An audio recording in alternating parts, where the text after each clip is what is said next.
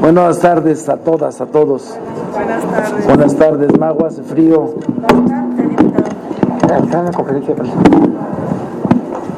A sus órdenes, estamos ya concluyendo la plenaria del grupo parlamentario, estamos con la penúltima participación antes de pasar a la aprobación de la agenda legislativa del grupo parlamentario, que recoge las propuestas no solamente del Ejecutivo y los planteamientos que han hecho los titulares de las diferentes dependencias del Ejecutivo Federal, sino también las propias iniciativas de las y los diputados, así como una revisión de lo que tenemos en comisiones pendientes y que se convierten en prioridad para este último periodo que inicia el día de mañana de esta 65ª legislatura.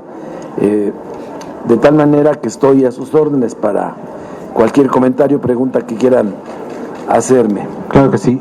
Tenemos preguntas. Enrique Gómez del Universal, por favor. Diputado, buenos días. Don Enrique. Quisiera preguntarle su opinión sobre esto que advirtieron los magistrados del Tribunal Electoral del Poder Judicial de la Federación sobre la intervención del crimen organizado en las elecciones de este año y el riesgo de que pudieran llegar a la presidencia si no se toman acciones al respecto.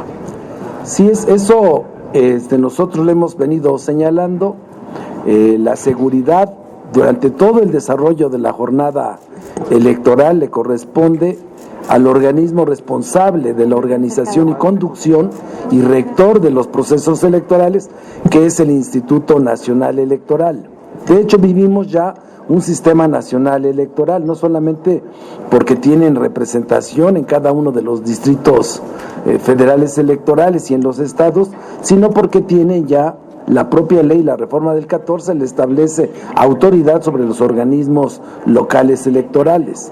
De tal manera que todo el andamiaje institucional y la participación básicamente de las personas que asisten de manera solidaria, comprometida con el país y con la democracia, quien tiene la responsabilidad de solicitar el auxilio de la seguridad, de tener un atlas de riesgos sobre los lugares donde se puede presentar algún conflicto que ponga en riesgo el derecho que tienen los mexicanos a expresar libremente su voto, es del Instituto Nacional Electoral. Él puede incluso solicitar el resguardo, conducción y vigilancia de los paquetes electorales al ejército mexicano. ¿Y no tendría que haber una corresponsabilidad también del gobierno federal? No existe, porque solicita a las autoridades que dependen del Ejecutivo, tanto estatales como del Ejecutivo Federal.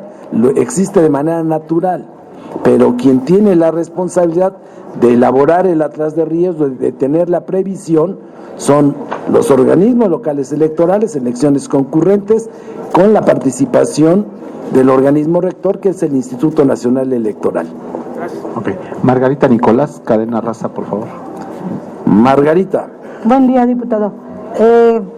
Continuando con esta pregunta, si bien los órganos electorales a nivel municipal, bueno, esos 3 niveles, tienen la obligación de contar con un mapa de riesgo, es la decisión de otorgar o no la seguridad para los candidatos, para los votantes, para los integrantes de las mesas de casillas,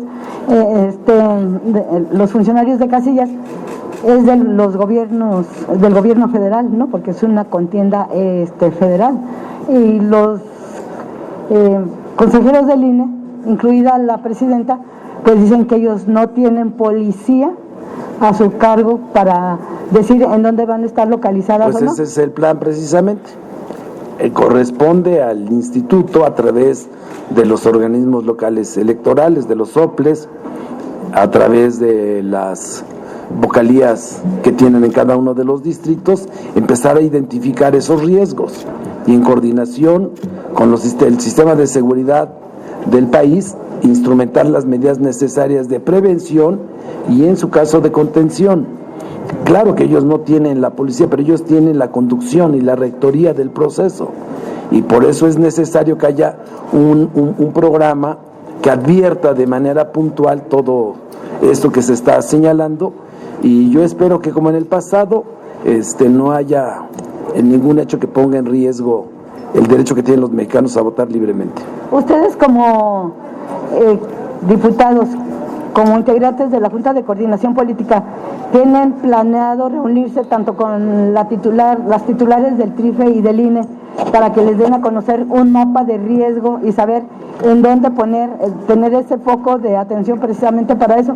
Incluso ellos se han pronunciado mucho en que hay falta de voluntad de los legisladores, Senado y diputados, para instalar las urnas electrónicas, que eso evitaría en más de un 50%. Bueno, esa es una buena pregunta. La alianza, ¿cómo se llama? La de PRI, PAN, PRD, porque los que votaron en contra del plan B electoral fueron ellos. Nosotros nos mantenemos en que es necesario incorporar las nuevas tecnologías y toda vez que es un organismo ciudadano, darle toda la confianza para que entendamos que ya los mexicanos estamos en posibilidad de ejercer el derecho a votar a través de sistemas electrónicos. Entonces, ese es un tema que nosotros seguramente en la iniciativa de reforma electoral se estará discutiendo una vez que lleguen las iniciativas del presidente. Y al respecto, ¿qué les dijo Rosa Isela ahorita que se reunieron con ellos? Y también preguntarles sobre estas denuncias que se hacen en publicaciones en torno a la influencia del narcotráfico en la campaña del presidente de la República Mexicana. Gracias. Bueno, lo comentamos, hizo una explicación puntual, detallada, transparente sobre cómo han venido disminuyendo los asuntos, cómo en buena medida la dificultad de cerrar la llave estriba en la altísima impunidad que existe en México, la crisis que está viviendo el país en materia de justicia, que no posibilita que se cierre la llave y que se complemente la tríada virtuosa de abatir desigualdades, mejorar las condiciones de vida de la población y por otro lado un sistema de justicia expedito, pronto, gratuito, que no solamente se garantice a los que tienen posibilidades económicas, sino sobre todo a los estratos más desfavorecidos. La Defensoría de Oficio, el instituto que se aprobó aquí en la Cámara de Diputados de la Defensoría Pública, no existe. Los pobres no tienen justicia, las cárceles están saturadas.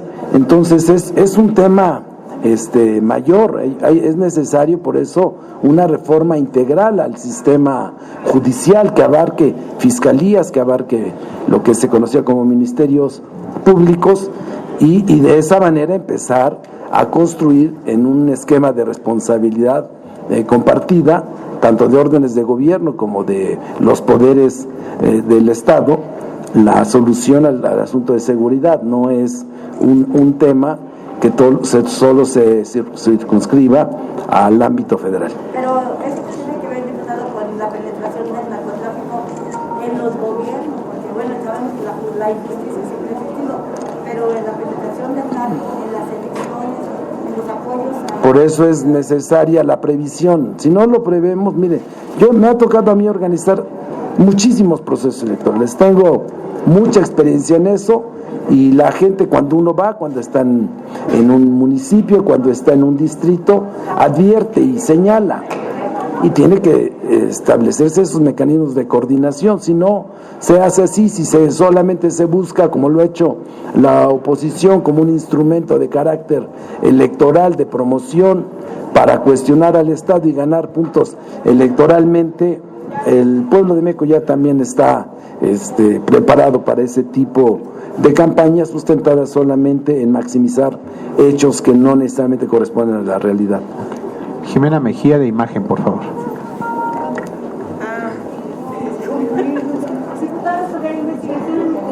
Perdón, gracias. ¿Perdón?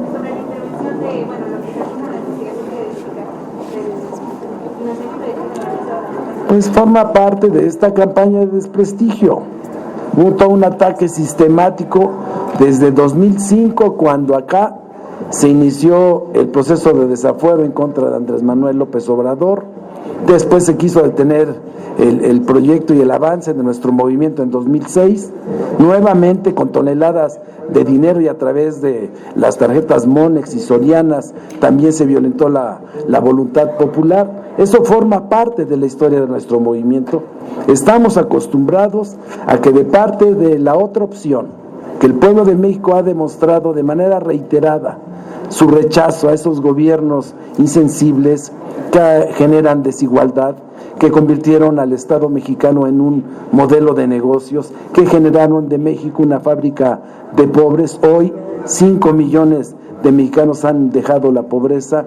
El peso es una de las monedas más fuertes en el mundo. Hay reconocimiento de todos los organismos internacionales sobre la situación económica, social que está viviendo el país, pero solamente algunos no lo quieren ver, y es normal. Tampoco debe de asustarnos. Nos ha acompañado durante estos más de 24 años de construcción de un movimiento para mejorar las condiciones de vida de nuestro país, y en la democracia debemos de entender que así es, nos guste o no nos guste, lo compartamos o no, pero tampoco estamos en un esquema de que tenemos que poner la otra mejilla para admitir lo que desde nosotros en conciencia creemos que es falso. Jimena Mejía de Imagen. Coordinador, gracias, Carlos. Consultarle primero sobre la reunión que tuvieron con la Secretaria de Seguridad y el Secretario de Trabajo sobre los temas abordados, si hay alguna propuesta de iniciativa de seguridad o se abordó el tema de la reducción de la jornada laboral. Su opinión sobre la salida de la coordinación de Luis Espinosa Cházaro del PRD. En la reunión con el secretario del Trabajo, un joven secretario que tiene una representación auténtica de la composición actual de la pirámide, en la pirámide de edades de nuestro país. Platicamos, se esbozó, tenemos acá pendiente la reducción de la jornada laboral, viene en complemento a las otras 10 reformas que se han hecho en materia de garantizar mejores condiciones de vida para los trabajadores, incluido vacaciones dignas, la democracia sindical, la desaparición del outsourcing, la reforma a las AFORES. Ahora vienen dos que ya las anunció el presidente y que las vamos a esperar, y que tienen que ver con las pensiones. Garantizar que los trabajadores, tanto del apartado A como el apartado B, la reforma del 97 de Zedillo, del 2007 de Calderón, nosotros hicimos en 2020 una reforma que va construyendo ya un fondo para las personas, para los trabajadores, que les va a permitir recibir al menos el 89% de su salario. Pero el problema son casi 50 millones, poco más, de trabajadores que se incorporaron con la reforma del 97 y que se incrementó con la reforma del 2007 de Calderón, lo que puso en una situación de riesgo para 50 millones de trabajadores. En el largo plazo, nosotros, esta legislatura aprobó la ley y está resuelto el problema. Sin embargo, son los que se incorporaron a la jornada laboral o al trabajo productivo a partir de 97, están a unos años de cumplir 30 años y que tienen derecho a una pensión digna. Eso es lo que vamos a trabajar junto, una vez que recibamos la iniciativa de reforma por parte del presidente. La otra es el blindaje constitucional al salario mínimo, que ya está en ley, lo hicimos nosotros también, pero una ley se puede reformar con mayoría simple y queremos que quede constitucional para mayoría calificada y que quede garantizado a la clase trabajadora que su salario mínimo siempre va a estar por encima de la inflación. Eso fue lo que platicamos con el secretario del Trabajo. Hicimos una revisión además de algunos temas en materia de leyes secundarias. ¿Cómo cuáles? ¿Cómo cuáles, perdón? ¿Qué leyes secundarias? Perdón, que tenemos que armonizarlas derivadas de la Constitución, de la constitucional. Pero ¿cuáles serían? Denos un ejemplo, diputado Mier. Por ejemplo, tenemos que hacer una revisión en la ley para garantizar, porque hubo expresiones de diputados que en los estados no se ha armonizado la reforma en materia de vacaciones dignas. y eso es un tema que tenemos que revisar porque no se está ejecutando en algunos estados de la República. Sí, le preguntaba sobre su opinión de Puebla. De Cházaro. Y también del coordinador del PRD. Pues Cházaro es mi amigo, hemos hecho una relación de camaradería, de respeto, en medio de nuestras diferencias políticas, partidarias e ideológicas, nos une un gozne de amistad, de afecto en la cadena que hemos construido en la Cámara de Diputados y en la Junta de Coordinación Política, en la que el diálogo lo utilizamos como instrumento y en los acercamientos dialécticos, en el sentido de que somos humanos, que nos apreciamos. Yo lamento mucho que haya perdido el PRD quizás a uno de sus cuadros más valiosos, congruente, consistente, que tiene dignidad y que no supieron reconocer lo que él significaba para el PRD. Lamentable que esté sucediendo eso en el PRD, pero más lamentable es la despedida.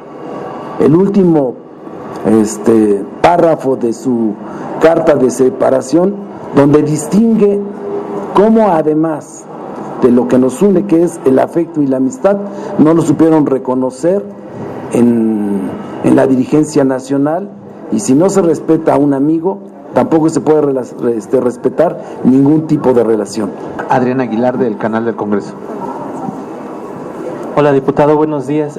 Yo quisiera insistir en este tema de las 40 horas, qué es lo que ocurrirá si el dictamen, ya está en la mesa directiva, si se someterá a votación o se regresará, habrá un nuevo dictamen, parlamento abierto, qué es lo que pasará con las 40 horas. También con dictamen en la ley, en la Comisión de Protección Civil, esta iniciativa del Ejecutivo Federal. ¿Dónde trabajas? El Canal del Congreso. Oye, fíjense nada más, del Canal del Congreso, el instrumento que tiene la representación popular en México, estuvo cubriendo durante todo este tiempo en los parlamentos abiertos la mesa que se instaló con la participación tripartita del sector empresarial. Vinieron las centrales obreras, estuvieron los representantes de todos los grupos parlamentarios, estuvo el Canal del Congreso, se instaló una mesa, se definió una ruta de trabajo, se acordó en esa, le recuerdo al Canal del Congreso, que y a su director, por cierto, que se acordó en esa mesa que la mesa de trabajo construyera con la participación de empresarios la representación obrera a través de las organizaciones y las centrales obreras, y los legisladores con un representante o dos de cada uno de los grupos parlamentarios, una reserva consensuada, una reserva única, porque ya hay dictamen y tenemos que cuidar el procedimiento legislativo. Y una vez que se tenga esa reserva, se enlista en el orden del día, como quedó en el acuerdo, para que sea votada con los 2/3 que se requieren. Porque no vamos, Morena no lo ha hecho, Morena es el iniciante, Morena con su mayoría y de la coalición Juntos Hacemos Historia la sacamos en comisiones, pero para lograr los 334 votos se requiere la participación de los demás, y de eso dio cuenta durante un año el Congreso. Así es que hay que decirle al director que se aplique. Pero, diputado, también quisiera preguntarle sobre esta iniciativa que está en la Comisión de Protección Civil, iniciativa del Ejecutivo Federal, si saldría ya en las próximas semanas, en las primeras sesiones del periodo ordinario, y también si tiene conocimiento, si mañana se presentaría alguna iniciativa preferente. Mira, mañana sesiona la Junta de Coordinación Política. La Junta de Coordinación Política va a acordar, conforme al reglamento, cuáles son los temas que se abordarán, que ya están establecidos en el protocolo, en la sesión de Congreso General, y por parte de la mayoría que integra el PT y Morena no vamos a solicitar que haya una sesión ordinaria al término de la sesión solemne de Congreso General, para esperarnos a la ordinaria y demos tiempo también a conocer por parte de Morena de las iniciativas que va a presentar el titular del Ejecutivo y que ya anunció y que formarán parte, junto con lo que hoy apruebe el grupo parlamentario, formarán parte de nuestra agenda legislativa, y en la agenda legislativa incorporaremos estas y serán presentadas como establece el reglamento, dirigidas a la mesa directiva. Okay. Fernando Damián, de Gracias. Milenio. ¿Qué tal, diputado? ¿Qué Buenas pasó, tardes. Andariego? Diputado, hoy por la mañana el presidente López Obrador acusó directamente al gobierno de Estados Unidos de difundir pues estos señalamientos sobre el financiamiento presuntamente entregado a su campaña en 2006. La pregunta que yo le hago es si con estos señalamientos directos que hace el Ejecutivo no se prevé una crisis diplomática entre ambos países y si a su juicio pues incluso procedería alguna nota diplomática, alguna queja por este caso. En segundo lugar, insistirle un tanto en la exposición que haya hecho la Secretaria de Seguridad. ¿Cuáles fueron las prioridades en materia legislativa que ella les planteó a ustedes? Se hablaba incluso de que van a proponer prisión preventiva oficiosa por extorsión y también por los temas relacionados con el consumo de fentanilo. Sí, y todo lo que son las drogas sintéticas. Bueno, me voy a la última. Vamos a esperar la iniciativa de reforma, el presidente, que tipifique la extorsión como un delito grave, y que garantice la prisión preventiva oficiosa. Vamos a esperar que venga, y los diferentes tipos de extorsión, incluido el derecho de piso, que nosotros lo hemos considerado parte del catálogo de la extorsión. Vamos a esperar que llegue la iniciativa, lo mismo que en materia de la producción y consumo de drogas sintéticas. El presidente de la República es un hombre íntegro, honesto, comprometido, abandonado al servicio a la patria, así lo dijo públicamente, y ha sido víctima invariablemente durante los últimos 30 años de cuestionamiento a su vida personal, a sus hábitos, a su lenguaje, a todo ha sido sujeto al escrutinio público como nadie. Pero el 70% de los mexicanos no se equivoca. Lo que se ve no se juzga. Y el 70% de los mexicanos y su movimiento, sus compañeros de movimiento, de partido y de coalición, respaldamos al presidente de la República. Si por alguien tengo que meter las manos al fuego, es por Andrés Manuel López Obrador. Queda la impresión de que las campañas de Morena son narcocampañas y de que en 2006 hubo una narcocampaña de Andrés Manuel López Obrador. ¿Cómo les puede pegar en este 2024? Mira, no nos pegó, ni al pueblo de México murió la esperanza cuando le quitaron la esperanza ilegal en 2006 y lo avalaron todos. Todos avalaron un robo al pueblo de México. Todos los que no simpatizan con la libertad, con la democracia, con la fraternidad, con la solidaridad, con la igualdad y con el estricto apego a la ley. Quienes no lo hacen son los que construyen a partir de descalificaciones un testimonio presente y vivo de lo que son y no van a dejar de ser. No nos pegó. Nada. ¿Le puede contestar una pregunta rápido a No, Yulia ya Bonilla? me tengo que ir. Una más rápida sobre el juicio político al juez. A ver, al juicio. Si me puede Juicio. aclarar los tiempos, si estaría saliendo en este periodo, la ruta, solamente para clarificar el tema, ¿cómo Miren, quedaría? Vamos a esperar que se haga la ratificación que debe de hacer la Secretaría de Gobernación de la solicitud que ha hecho a la Secretaría General a través del director jurídico de la Cámara de Diputados, para que una vez que esté sustanciado todo el requisito que establece el procedimiento, se remita a la mesa directiva y la mesa directiva lo envíe a la subcomisión de la Secretaría de examen previo, a la subcomisión de examen previo, y una vez de eso iniciamos. Nosotros creemos, lo he platicado con la secretaria de Gobernación, que hay todos los elementos para que se pueda iniciar un juicio político en contra de este juez de distrito. Muchísimas gracias. No conforme a lo que establece el reglamento. Gracias, compañeros. Gracias, coordinador.